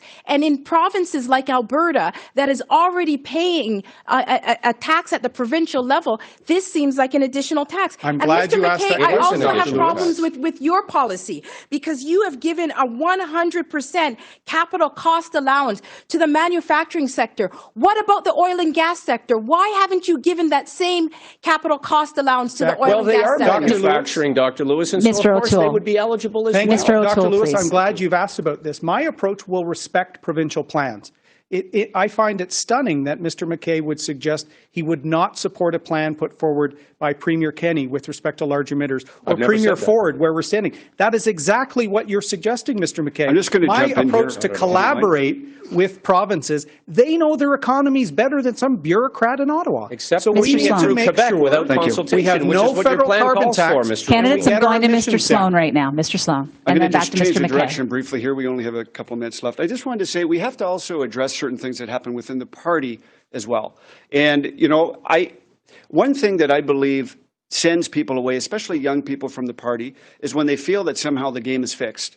And I believe that our party is more open and fair and free than any of the other parties that exist right now. But I just want to say that I am 100% in favor of open and fair nominations. I won't be disqualifying anybody. I won't be putting any of my best buddies or my cronies in positions. It's up to the local members to decide. When it comes to leadership races, we've seen certain candidates get kicked out, Richard Decarie, Jim Carahalios. I'm against that. I believe it's up to the members to decide, and all of us here should be in favor of that. And I've heard, you know, different rumors about different people, and I don't know, Mr. MacKay, could you answer me on this? Will you allow for open and free nominations in the nomination process? Our party has a long tradition of respecting the democratic will of the membership. That's why we have these conventions. That's why we have these leadership debates. That's why we are the party that people turn to in times of crisis. And yes, we want to have open nominations. Yes, we, as a leader, I would give the money back to our riding associations so they can be more competitive. We can win more seats in this country. We can turn to the grassroots of this party and empower them. That has somehow slipped away in recent years. We have to get back to empowering the membership to make those decisions. When we are able to select good, strong local candidates, that's when we win those seats. That's what will allow us to form the government, to replace Justin Trudeau, and I know that that's something we all agree on in this stage. We need to be a party that absolutely embraces democracy and doesn't admire the basic dictatorship of China. Respect the whole movement, Thank you Mr. MacKay. very much, candidates. That concludes question 10. So the bonus question that I had mentioned earlier is this. On July 1st, the Canada-US-Mexico Free Trade Agreement comes into force. There's $2 billion a day that crosses our border, and that makes the United States Canada's most important trade partner. How would you work with this U.S. administration and the next U.S. administration? And we are starting with Mr. O'Toole. 2 minutes. Thank you very much. An important question because the Trudeau government got the new NAFTA negotiations wrong. We all remember when the Trudeau government suggested they would be open to reopening NAFTA when the new U.S. administration was really looking at concerns with Mexico. They then put forward the so-called progressive agenda, where Mr. Trudeau put his election platform, things like climate change, reconciliation, into trade negotiations with the U.S., even though those topics would never form part of a negotiation. Mexico took the negotiations seriously and got better results. Here's why. This new deal hurts the Kitimat refining aluminum in BC and in the Saguenay because it's allowing Mexico to bring in trans-shipped aluminum. And with more auto parts being built with aluminum, this is going to help Mexico and hurt Canada both from a steel and aluminum standpoint and an auto parts, jobs in Ontario. This was a huge failure of the Trudeau government, and it needs to be addressed. I've raised some of it in the House before. When I went down to Washington and helped get the tariffs removed, the steel and aluminum, I met with a U.S. Congressman, Dan Crenshaw, Navy SEAL who had lost his eye serving overseas. We made a connection because we had both served with our respective countries' militaries. That's how I started forging relations on Capitol Hill, based on our shared security, our shared interest, our shared history. That's why I've suggested that we get into the ballistic missile program and make sure that NORAD, our national security alliance with the U.S., means that we take security, trade, and foreign relations in step so that we can reform World Trade Organization measures, reform institutions that are being gamed against us. So the new NAFTA, we're going to have to fix a lot of the huge mistakes of the Trudeau government, particularly for working families in steel, auto, and aluminum. Thank you, Mr. O'Toole. Mr. MacKay, 90 seconds. Oh, Thank sorry, you. Mr. MacKay, 2 minutes. We survived the NAFTA negotiation. The new USMCA has actually left Canada poorer than it was before. We have made concessions when it came to supply management. We have made concessions with respect to aluminum, as was mentioned, intellectual property. We have opened ourselves up to vulnerability. In fact, we have even foregone some of our sovereignty by suggesting that if Canada is to pursue a new free trade agreement with Great Britain, for example, we will have to get approval from the United States or pay a potential price. So when Chrystia Freeland and the Prime Minister said it was going to be a win-win-win, it was. for the United States. And so, yes, there will be opportunities in the future to perhaps fix some of those misgivings. But look, it does require the ability to work with our most trusted and important trading partner. It does involve having the ability to go to the United States, as I have on numerous occasions, to meet with counterparts when I served in the government of Stephen Harper. To get things done, you have to take an approach that isn't insulting, that isn't confrontational, that isn't seen as speaking behind somebody's back on the world stage, as we saw Mr. Trudeau do. Those type of behaviors don't advance Canada's interests. We need to talk about what matters to the Americans. Yes, it's North American security. We should talk to them about a North American approach to protecting our environment and lowering greenhouse gas emissions. We need to take that constructive, conservative approach to get things done. And being constructive means working with everyone, reaching out across the aisle. I was happy to help Mr. O'Toole get some of those meetings and try to help secure meetings when he was there because I believed in what he was doing. We have to believe in one another as a party and as a government to get the best results for Canadians. That's what we were able to do when we were last in government, and that's what we'll do again to forge a better, safer, more productive, and more prosperous country for all Canadians. If we're able to do that with our closest partners, if we're able to do it with countries whose values we share, we all benefit. Thank you, Mr. MacKay. Mr. Sloan. What a great question. And, you know, I think the first step, as was said by Peter MacKay here, we shouldn't insult the President of the United States when we're the Prime Minister of Canada. And, you know, we saw Justin Trudeau act like an absolute child when dealing with a very shrewd and capable negotiator. And now, I mean, with the United States on our side, there is nothing we can't accomplish. Do you think if the United States really wanted to help us out with getting the two Michaels home, they couldn't make it happen? Donald Trump will not lift a finger to help Justin Trudeau because of what he's done. We need to take our closest allies seriously. We need to forge an excellent relationship with them. We need to work with them to constrain China. We need to work with them. Erin O'Toole has spoken about free and fair trade with like-minded countries. What a great example. They're right there waiting for us.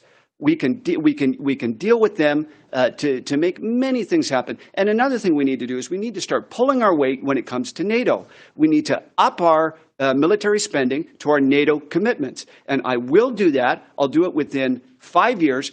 If we are pulling our weight and we're not seeing as just, you know, dragging on their support because we happen to live beside them, maybe they'll be willing to work together with us. Maybe they'll be willing to help us when it comes to exerting pressure in other countries. They are our greatest ally, and we, under this next government, which will be a conservative government, I know our relationship with the United States will be restored. And I'll go so far as to say I am confident that Donald Trump will defy the odds again and be the next administration. And when I am leader of the Conservative Party, I will give him a call and congratulate him. Thank you, Mr. Sloan. Dr. Lewis. Thank you.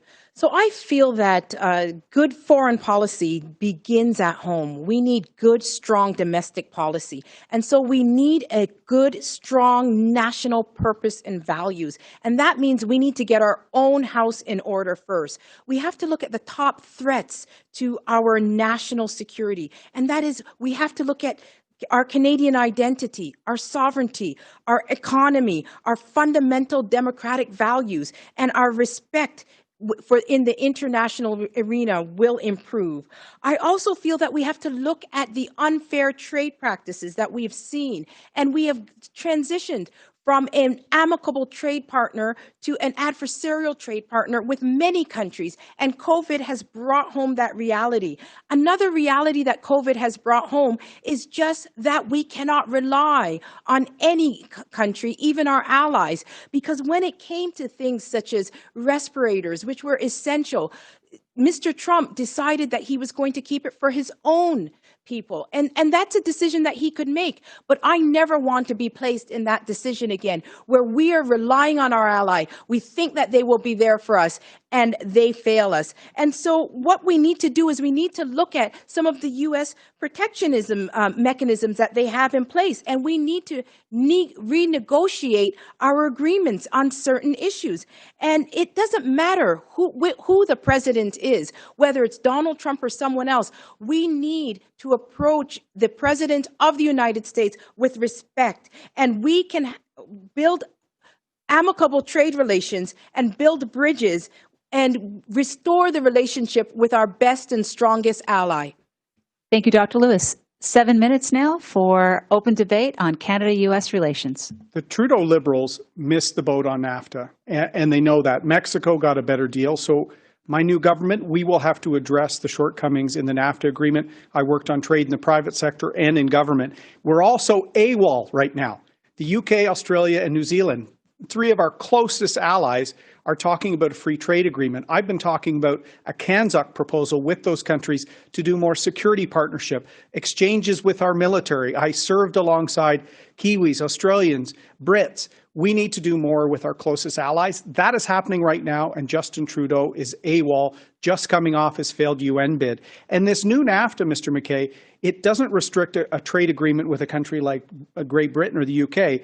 It's non-market economies. Why they added that to the deal was because the Trudeau government was too close to the Communist Party of China. They approved the ONET transaction. They approved the Hytera transaction, which was putting security of our Five Eyes at risk. So that's why the U.S. were so worried about the Trudeau pivot to China that they inserted that in there. It was a deviation of our sovereignty that I don't agree with, but it shows that our allies don't trust the judgment of the Trudeau government. Having served alongside our allies, they will trust an O'Toole government to get our national interest back on track, both from trade, commerce, and our role in the world. We need to restore our reputation. We need to absolutely look for new trade agreements and new opportunities for Canadian products to be sent abroad, to bring that return on investment back to Canada, to create jobs here, to create wealth and prosperity. And we need to demonstrate that we are a country that's serious. We're a country that cares about global security. We're a country that contributes to it.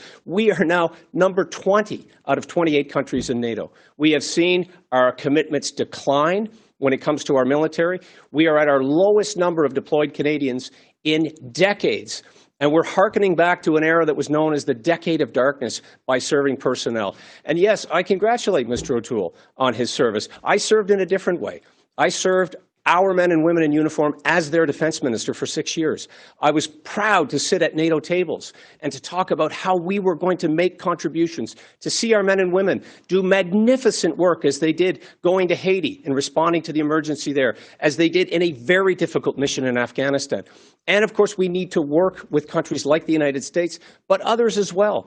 Others who believe in our country. We need to protect our Arctic sovereignty, and we need to do that in negotiation with the United States. Having a military that's ready to not only protect our borders, but also the away game and contribute to international peace and order and a restoration of global security, that's the country, that's the Canada, that's the military that we need. And America respects that, as do our closest allies, including the UK, Australia, and New Zealand.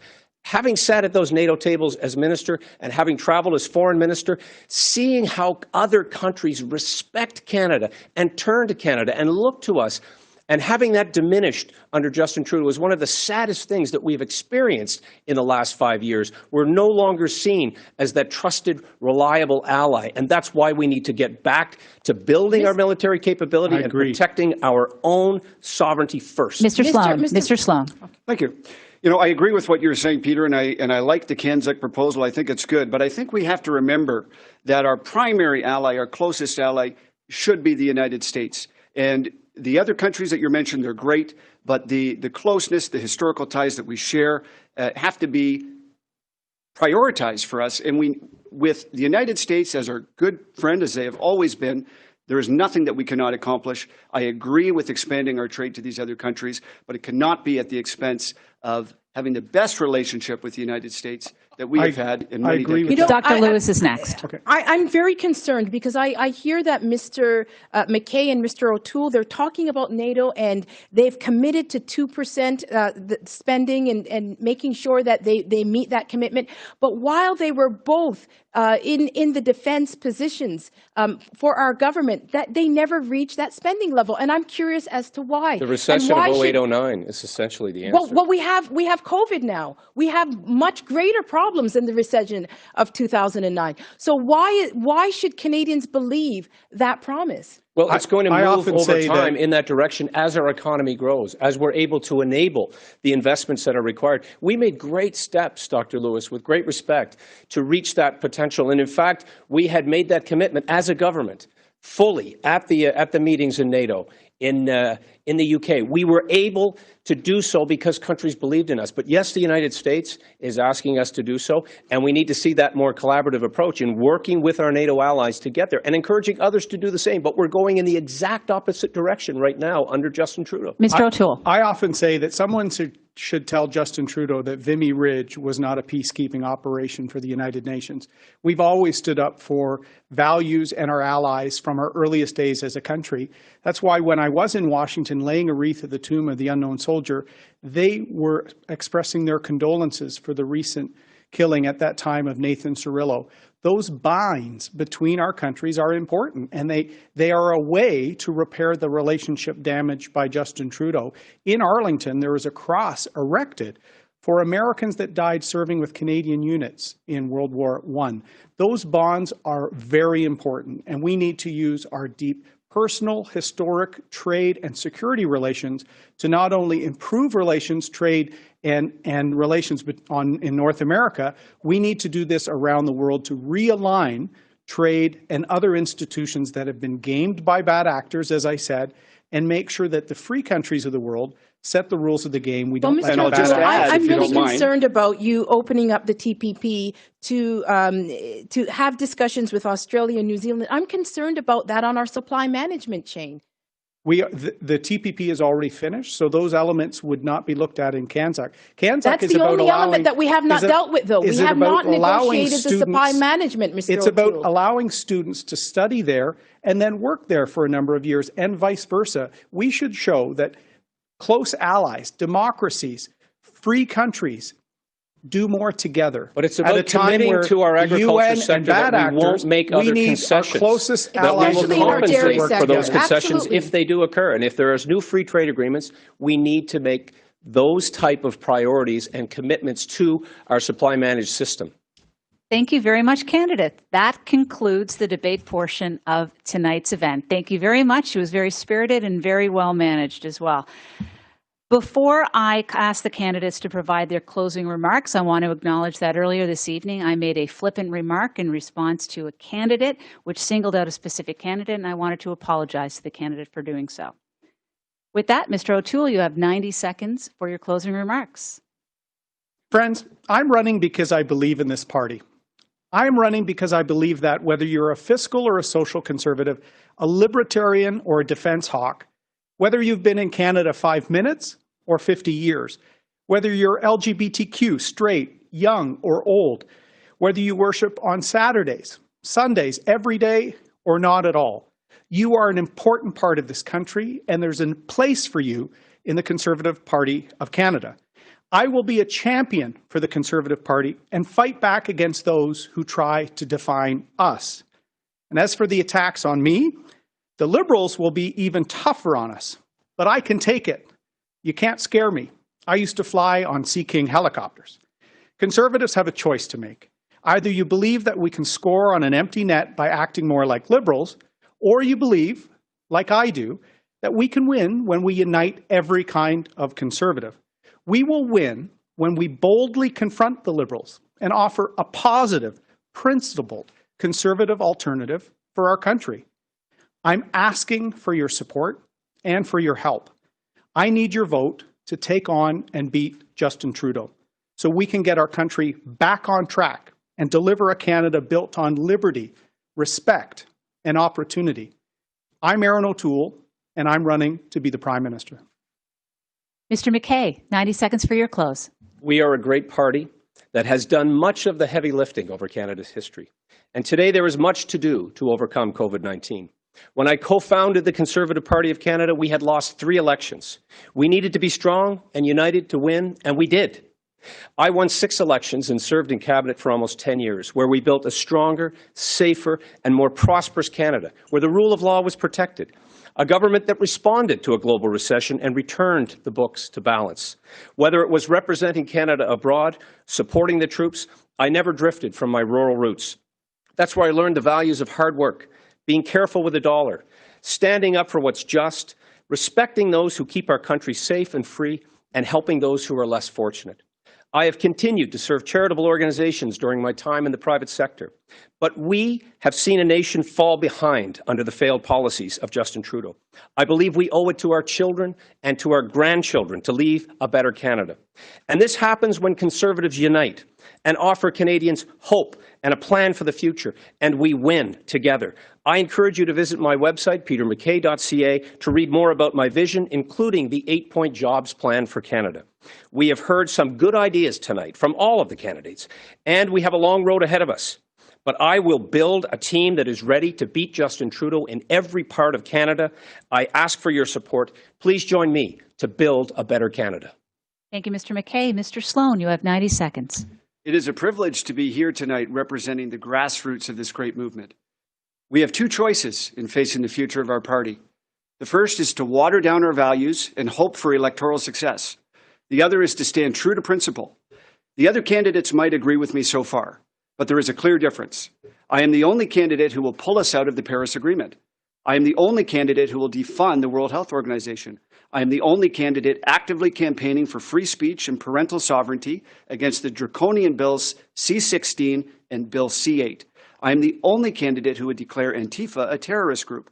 I am the only candidate who will stand against climate alarmism, stand against the UN and her sovereignty-destroying sister organizations like the World Health Organization, and to stand strong against political correctness. Our success lies in a firm commitment to conservative values. I will do whatever it takes to unite our country, to unite our movement, to defend our sovereignty, and to make sure that the West feels like an equal partner in Confederation. I will never compromise on principles. I will never retreat. This is my promise to you and to Canada. If you don't want a Liberal light party, I am your candidate. If you want a Conservative without apology to lead our party, I ask tonight for your vote. God bless you, and God bless Canada. Thank you, Mr. Sloan. Dr. Lewis, 90 seconds. My parents left everything behind to come to this great country because they believed that it was the best country in the world to raise their children. And I know that they were right. I am proud to be a Canadian. Canada has shaped me and has made me everything that I am today and has given me this opportunity to stand here before you tonight to seek the position of the leader of the Conservative Party of Canada and potentially your next Prime Minister. Over the last 5 years, I've watched Justin Trudeau destroy the Canadian dream. The fabric of our nation is being torn apart. Provinces are threatening to leave our great confederation. Debt is piling up. Social divisions are widening. But there is hope. Hope that Canada can be restored as a beacon of hope and opportunity for all around the world. I believe that when Conservatives unite, social conservatives, progressive conservatives, libertarian and fiscal conservatives, we can start the work of healing this great nation. COVID has pushed us to a turning point, but it is not the end. It is just the beginning of a stronger, more independent and self-sufficient nation, relying on our own manufacturing capacity, our own national resources. We can unite with the passion and the love and the freedom that knows that when we work together, there's nothing we cannot achieve. Our unity is indeed our strength. Thank you very much, Dr. Lewis. And thank you to all the candidates as this concludes our event. As a reminder to the media, candidates will be available in this studio starting in about 10 minutes for questions. I'd like to thank everybody at home who spent the time to watch our candidates discuss incredibly important issues to the Canadian public. I want to wish the candidates all the best of luck as this race continues, and I want to thank you very much for your service to our country. Have a good night.